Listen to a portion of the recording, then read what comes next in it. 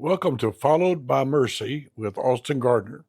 This is where we talk about God's grace and mercy that meets us and follows us even in our lowest moments and lifts us to hope again. No matter what's been broken, His love still heals. So let's move from pain to praise together, because surely goodness and mercy does follow me and pursue me all the days of my life. Well, I'm excited to be back with you. This is Austin Gardner, and you bless me.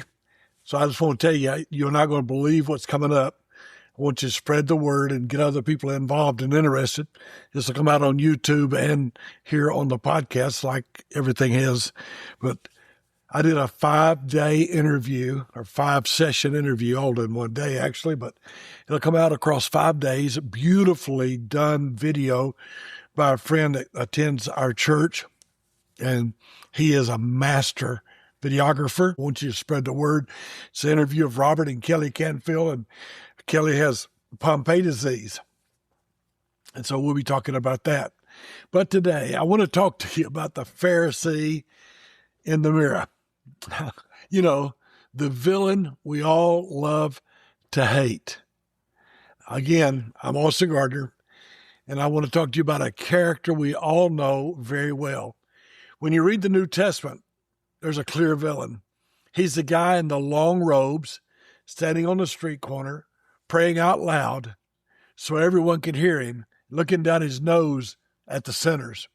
We call him the Pharisee. It's easy to preach against that guy. It's easy to point him out in other churches or other leadership circles.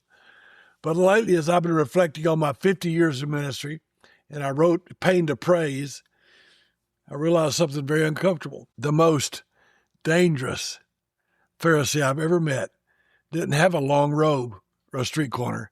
He's looking back at me in the bathroom mirror this morning. That Pharisee spirit is so sneaky. It's hard to see it in ourselves. It's because the Pharisee spirit doesn't start with evil intentions. It usually starts with a desire for excellence and a deep respect for the Word of God. In the beginning, you just want to do things right.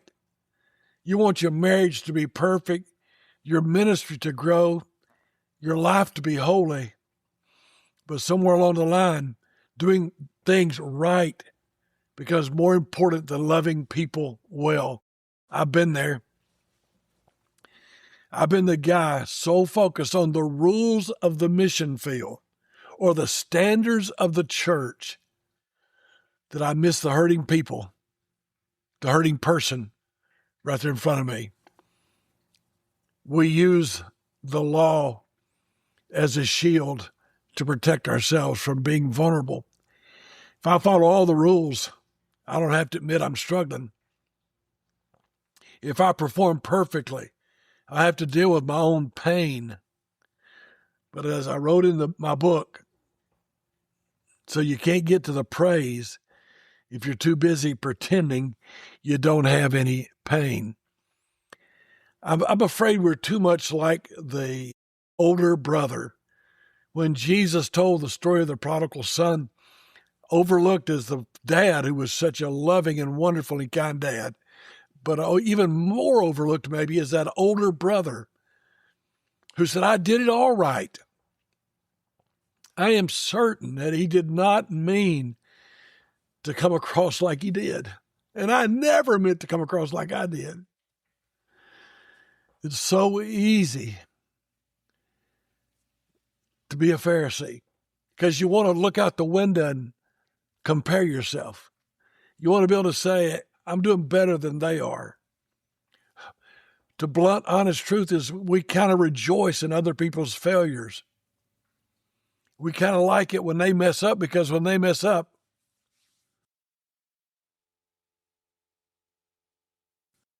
that you might want to look at and help you know if you're looking at a Pharisee when you look in the mirror. 3 subtle signs, but it maybe help us spot it. Performance over presence. Do you care more about how your spiritual life looks to others or how it actually feels between you and God? When we're in this mode, our prayer life becomes a chore to check off, not a conversation with a Father who loves us. It's about what we do, not about who He is. And that's where we come up with that caricature again. Then it's rules over relationships. The Pharisees in the Bible were mad that Jesus healed a man on the Sabbath. Think about that. A man was healed, and they were upset about the calendar. When we care more about protocol being broken than a heart being mended, we've lost the way. I speak to my friends. I speak to people who I've known for years. That's kind of how we live. It's more about the rules, more about the standards. Third thing that might help us is the compassion as a compass. In Luke 18:11, the Pharisee stood and prayed like this: God, I thank you I am not like other men.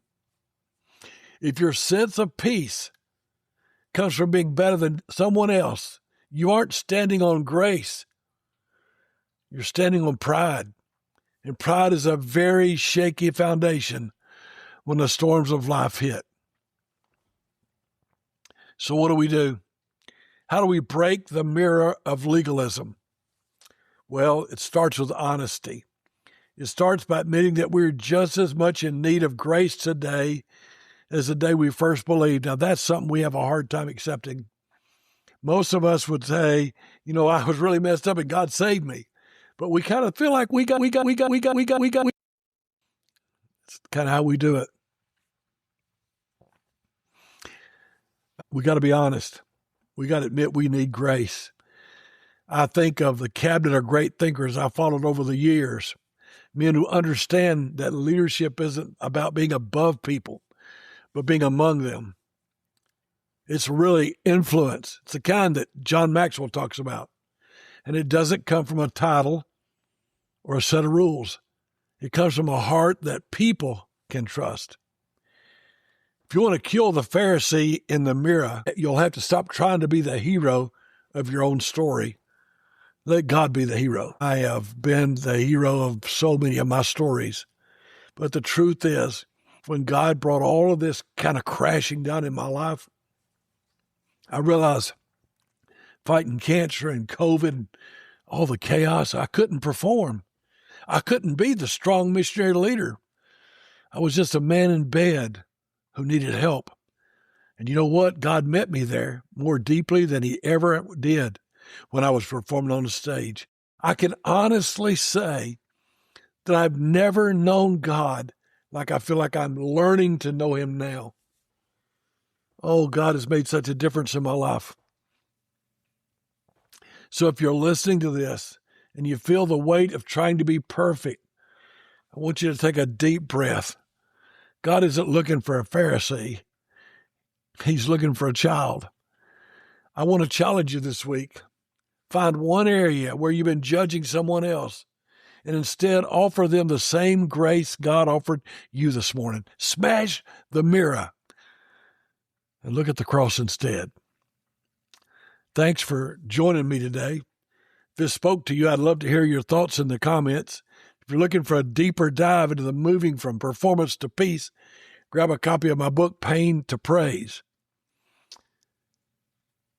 It's a little bit sensitive or tender talking about this because I'm admitting to you my failures. But I think that's what I need, grace. I need Him. Well, I'm Austin Gardner, and I'll see you next episode.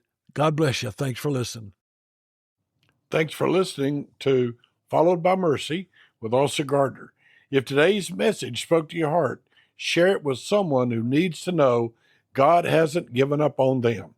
Remember, your pain isn't the end of your story. In Jesus, it can become praise. Thank you.